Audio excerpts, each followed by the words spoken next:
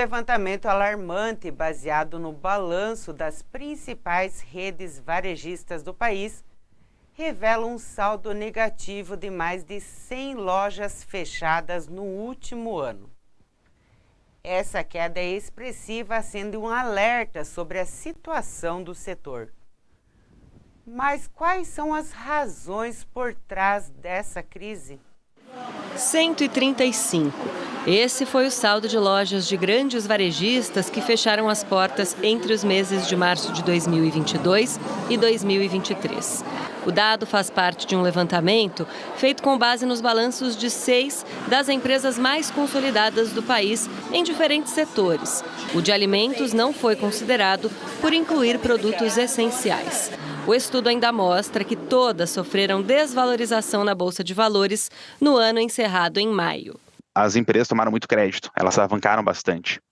E aí, quando os juros começaram a subir de maneira muito intensa, basicamente os balanços ficaram muito depreciados, justamente porque elas tomaram crédito com atrelagens ao CDI, e na hora que esse juros ficou muito alto, ela não consegue mais fazer a lucratividade da empresa, ou as margens foram mitigadas, praticamente não existe mais margem. A taxa básica de juros está acima de 13% há quase um ano. Desemprego e perda de renda da população são outros fatores que contribuíram para o resultado negativo. De acordo com o IBGE, o varejo é responsável por mais de 1/4 do PIB brasileiro. A participação expressiva tem a ver com as dimensões do país. Hoje, com cerca de 215 milhões de habitantes.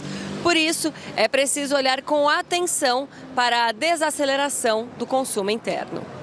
O Brasil é um dos maiores mercados de consumo do mundo, né? Então o nosso PIB é uma fatia super importante. E o Brasil tem essa característica, né? Nós temos uma população gigante e o consumo interno é um dos principais motores da nossa economia. Esse professor da ISPM explica que o sucesso do varejo está ligado a uma boa governança, em especial em tempos de digitalização, e que depende de renda, acesso a produtos e inflação baixa. Ele vê com otimismo o futuro do setor se as previsões de redução dos juros se confirmarem. O Banco Central está sendo bastante cuidadoso, conservador. Eu acredito que a partir de agosto a gente começa a ter uma redução. Até o final do ano a gente vai ter assim, um cenário totalmente diferente e favorável para o varejo. O Conselho Curador do FGTS aprova mudanças no programa Minha Casa Minha Vida. O limite do valor dos imóveis sobe e os juros cobrados das famílias de renda mais baixa caem. As novas regras passam a valer a partir deste mês. As novas regras devem entrar em vigor a partir de julho. Os interessados em participar do programa Minha Casa Minha Vida foram divididos em 3 grupos, de acordo com a renda e com a região onde moram. Na faixa 1, fica quem ganha até R$ 2.640. Nesse grupo, a taxa de juros do financiamento varia entre 4% e 5% e os imóveis podem custar até R$ 190 e R$ 264 mil, de acordo com a região. Esse mesmo teto vale para a faixa 2, de quem ganha até R$ 4.400. Mas nesse grupo, os juros ficam entre 4,75% e 7%.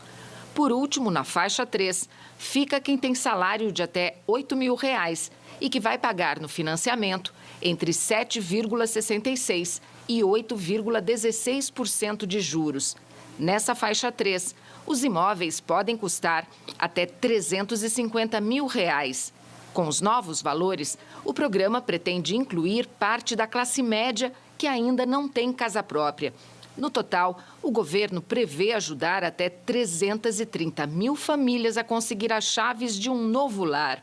O subsídio para as famílias de baixa renda também foi reajustado e passou de R$ 47.500 para R$ 55 mil. Esse desconto pode ser dado para quem está nas faixas 1 e 2 do programa e cobrir até 95% do valor total do imóvel. Eu entendo que deveria ter um equilíbrio maior em relação aos juros, porque é uma discrepância entre 4% e 8%. Mas economistas alertam que os candidatos não devem comprometer com as prestações mais do que 30% da renda. Tem em conta que, basicamente, quando a gente está falando de uma operação de crédito de longo prazo, é preciso ter alguma previsibilidade dessa renda. E como no Brasil cada vez mais tem crescido a renda informal, esse é um ponto que as pessoas precisam ficar bem atentas. Segundo o Ministério das Cidades, há um déficit habitacional no país de quase 6 milhões de residências, principalmente entre os mais pobres. Por isso, só esse ano, o governo federal prevê investir 9 bilhões e meio de reais no programa Minha Casa Minha Vida. A meta é beneficiar 2 milhões de famílias até 2026. Estudos apresentados durante o Congresso Internacional do Cérebro por cientistas brasileiros relatam que pessoas que contraíram o vírus da Covid-19 apresentam problemas cognitivos e transtornos mentais. A memória da Madalena sempre foi precisa, mas depois que teve Covid-19, a cabeça dela nunca mais foi a mesma. E isso já tem 3 anos. Começou a falhar muitíssimo, de forma bastante acentuada, eu diria de forma bastante grave.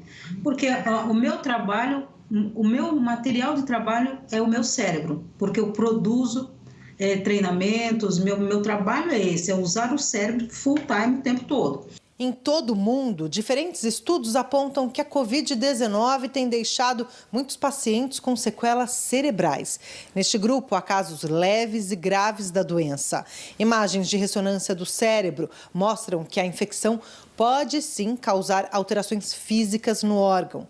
E pior, desencadear problemas cognitivos e transtornos mentais. Os estudos foram apresentados na Unicamp durante o Congresso Internacional do Cérebro por cientistas brasileiros. Eles relatam a atrofia da massa cinzenta e alteração da memória, atenção e linguagem em pacientes com Covid longa. Nos quadros leves da doença estão relacionados sintomas de ansiedade, depressão, fadiga e sonolência. Resultados que estão acendendo um sinal de alerta para as consequências da pandemia, prejudicando o bem-estar, a saúde e até mesmo a capacidade de trabalhar de quem teve a doença. Como a gente está coletando isso ao longo do tempo, a gente tem pessoas que foram infectadas com as diferentes cepas.